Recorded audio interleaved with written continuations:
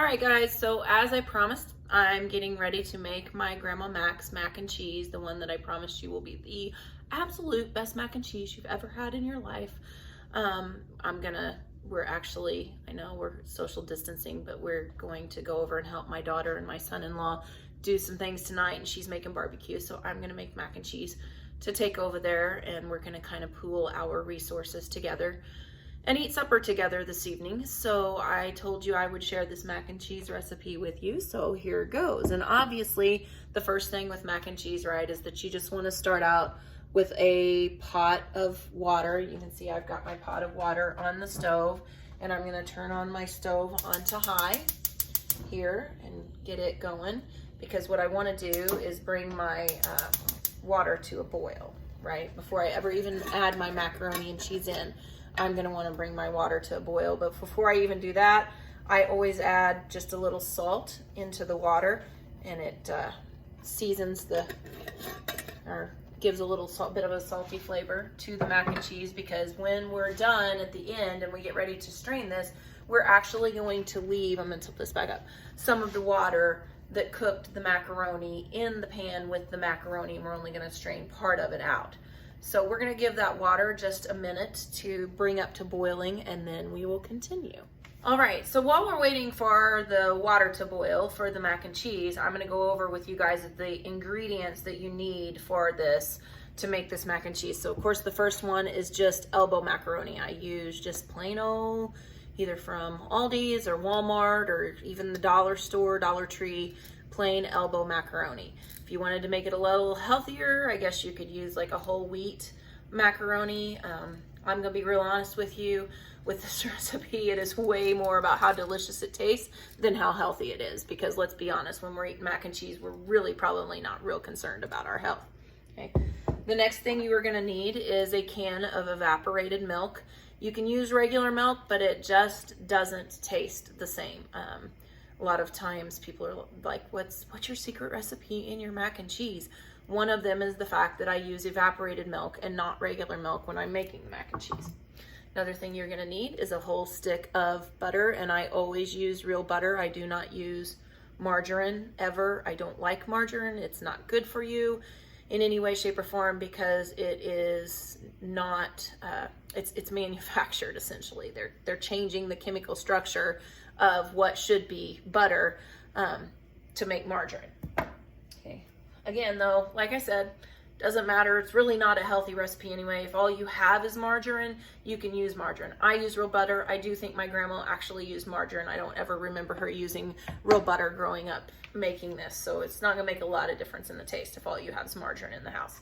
You will also need, you can use Velveeta, or this is actually just Walmart's brand of the Velveeta Easy Cheese Melt. Again, I told you it's not healthy. It's not a healthy recipe, but it's delicious. So let's be honest, who cares? I don't. Sometimes I try to be healthy, sometimes I don't. Sometimes I care more that it tastes good. And then one little thing that I add in, that I tweak my grandma's just a little bit, is I usually add in pub cheese. So this is just Kraft Old English sharp cheddar pub cheese, but you can, there are other brands you can get. I've gotten it at Sam's before, and I add in just a little bit of that, and all of that does is give it just a little bit of a sharp cheddar taste, but this melts and blends in a whole lot easier than using actual shredded cheddar cheese does. All right, so our mac and cheese water has come to a nice rolling boil. You can see it boiling there. So I'm gonna add the mac and cheese in. I've already measured out 2 cups of mac and cheese. I'm fixing macaroni and cheese for essentially 4 or 5 people tonight.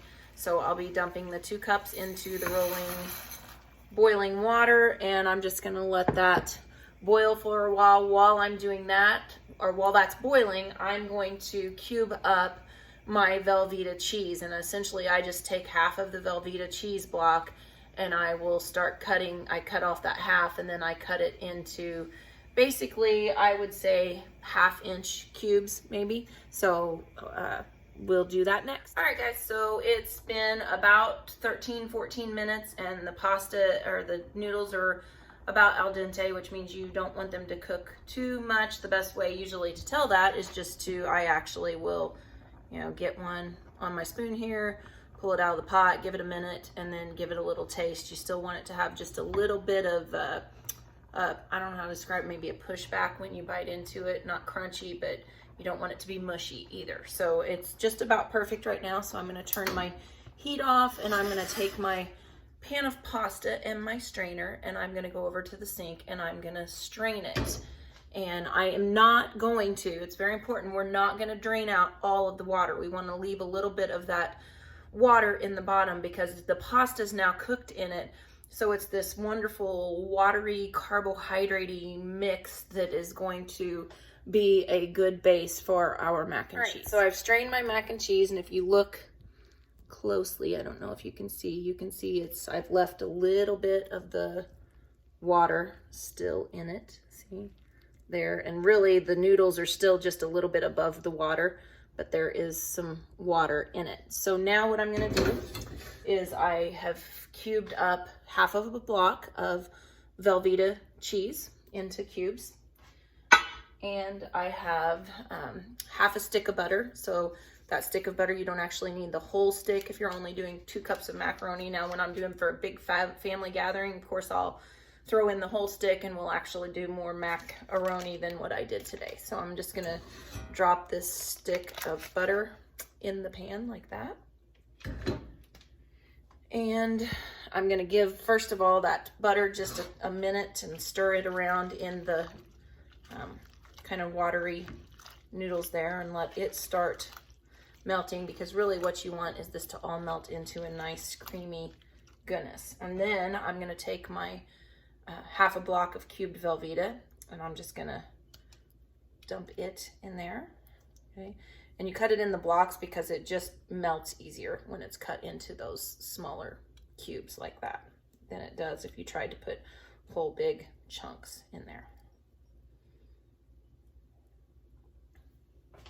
All right, so now I've got my Velveeta in there, and I'm just gonna turn my burner back on to low. I don't want it to go high because I don't want to burn anything, but I just want to leave it on low so that the cheese and the butter will start to melt into my little bit of water that I left in the pan.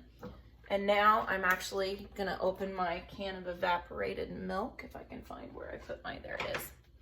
My can opener for that. And of course I shook it up, and now I'm just gonna pop a hole in each side of it so that it'll let some air through, so it'll pour nicely. And you're not going to use the whole can because you don't want it super runny, but we do, my grandma's mac and cheese, that's one of the things that is different about it, is that it's a little bit runny, and that's okay. It's supposed to be like that. So what I do is add in about half of this can of evaporated milk. Now, if I were doing a great big pot for a family thing, of course, I would add in the whole can of evaporated milk, but I'm just adding in half right now. And then I'm just gonna keep giving that a stir until that cheese gets nice and melty. You can add pepper to it. You don't have to. My grandma never added pepper to her mac and cheese. Sometimes I do, sometimes I don't. Just depends on what kind of mood I'm in.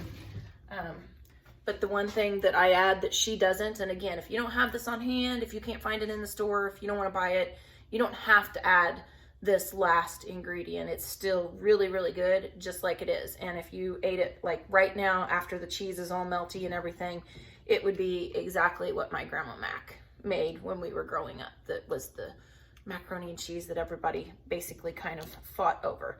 But I love sharp cheddar cheese, and so I always add in this little bit of pub cheese to give it that last final and let's see if I can get that open. There we go.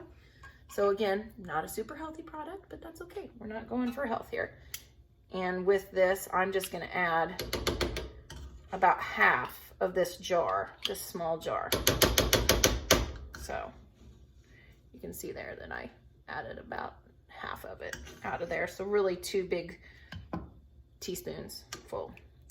And then I'm gonna let that melt in there as well. All right, guys, so it actually has just been sitting on the burner on low for 2 or 3 minutes to let everything get nice and melty. If you look down here, let me just tell you that this deliciousness right here, oh yeah, this is the mac and cheese of my grandma, and it is the bomb. So I'm gonna give it a whirl, and it will be really, really, really hot, I guarantee you, so I don't want to burn my tongue and lose my religion.